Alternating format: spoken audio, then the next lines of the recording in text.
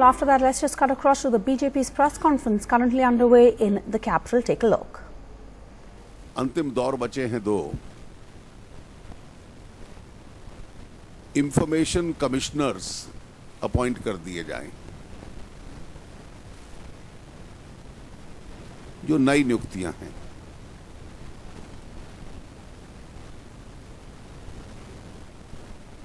लोकपाल का search panel, उसका quorum भरा जाए और जो पिछले 5 महीने से स्नूपगेट जांच के लिए इन्हें कोई जज नहीं मिलता था, तो एक डेस्परेशन है कि उसको भर दिया जाए।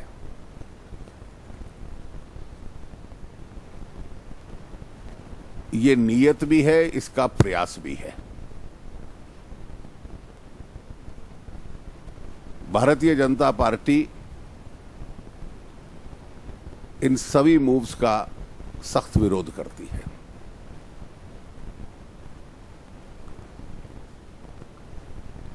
भारत सरकार के जो एग्जीक्यूटिव्स हैं, जो ब्यूरोक्रेसी है,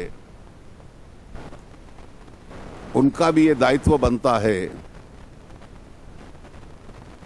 कि जो सरकार का राजनीतिक पक्ष है उनको सही सलाह दें कि परंपरा के अनुसार ये काम ये सरकार नहीं कर सकती, और इसके बावजूद भी अगर ये करती है तो इन निर्णयों को वाजिब न मानना ये अगली सरकार के अधिकार क्षेत्र में होगा।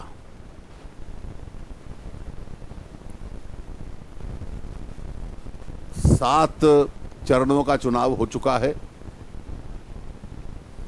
आखिरी 2 चरण बाकी हैं। जो फेज्ड इलेक्शन होता है उसमें जो बाद के चरण होते हैं, उसमें लगभग अंदाजा हो जाता है कि पहले चरणों की हवा किस तरफ बह रही है, और यह स्पष्ट है इस बार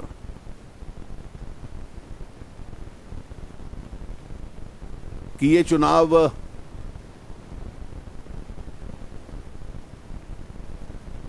नरेंद्र मोदी लेड बीजेपी या नरेंद्र मोदी लेड एनडीए के पक्ष में चल रहा है। मैं तो इसकी तुलना करता हूं कि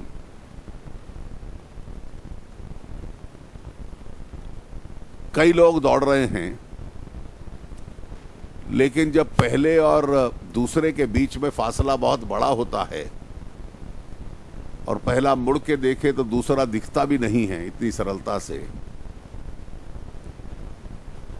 तो ऐसी दौड़ एक प्रकार से सिंगल रेस बन जाती है, सिंगल हॉर्स रेस बन जाती है। ये इस प्रकार की एक दौड़ चल रही है, और इसलिए हम लोग पार्टी की ओर से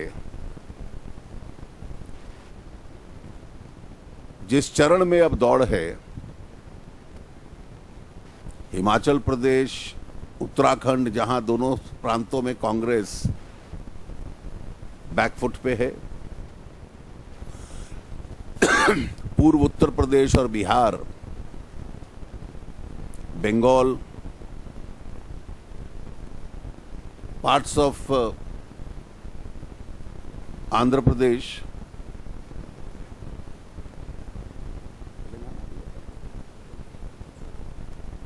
और सीमांध्रा इज आंध्र प्रदेश नाउ, और ये वो फेजेस हैं जिसमें 1-2 स्ट्रे सीट्स को छोड़कर कांग्रेस खिलाड़ी भी नहीं रहने वाली है। Congress is not going to be a major player in coastal parts of Seemandhra, in West Bengal, residuary seats of Bihar, East UP, Uttarakhand Himachal में वो कठिनाई का सामना कर रहे हैं। और इसलिए यहां के मतदाता की एक विशेष जिम्मेवारी है कि मैंडेट इस प्रकार का हो जिसके माध्यम से जो डिरेलमेंट आया है शासन में पिछले वर्षों में, उसको ठीक किया जा सके। तो अगर विकास उद्देश्य है तो नेतृत्व और स्थिर सरकार, लीडरशिप और स्टेबिलिटी,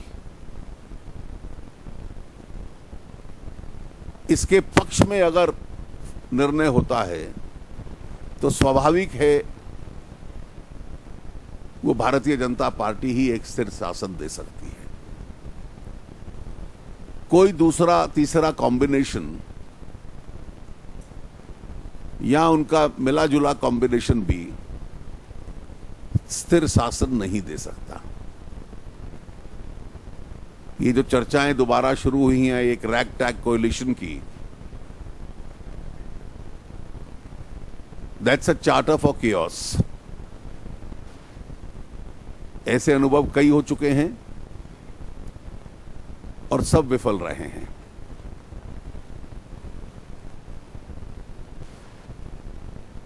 तो हम लोगों की विशेष अपील है कि देश में विकास की गति बढ़े, देश की आर्थिक और राजनीतिक समस्याओं का हल ढूंढे। इसके लिए नेतृत्व और स्थिरता के लिए पूर्ण बहुमत एनडीए को यह आवश्यक है। हमारा पुराना कैंपेन चल ही रहा है, कोई उसमें बदलाव नहीं है। ये एक एम्फसिस भी हमारा रहेगा। कुछ कैंपेन थीम्स पे विजुअल्स और टेलीविजन स्पॉट्स हम लोगों ने और बनाए हैं, वो आपको अभी दिखला दिए जाएंगे। और उसके बाद इन विषयों पे या किसी अन्य विषय पे आप जो प्रश्न पूछना चाहेंगे मैं उसका उत्तर दूंगा। नहीं, पहले देख लें।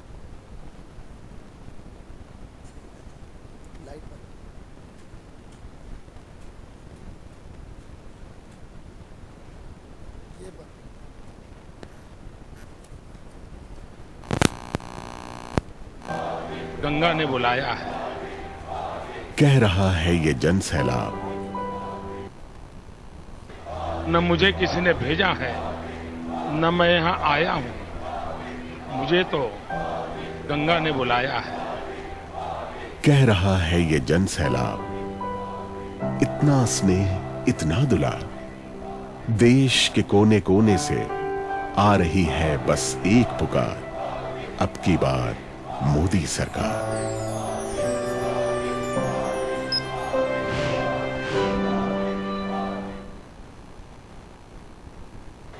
न मुझे किसी ने भेजा है, न मैं यहां आया हूं। मुझे तो गंगा ने बुलाया है। मानव से ऊपर मानवता, मां की शिक्षा हमको सिखलाती। लिख डालें अब इतिहास नया, कहे देश का जनाधार, अब की बार मोदी सरकार।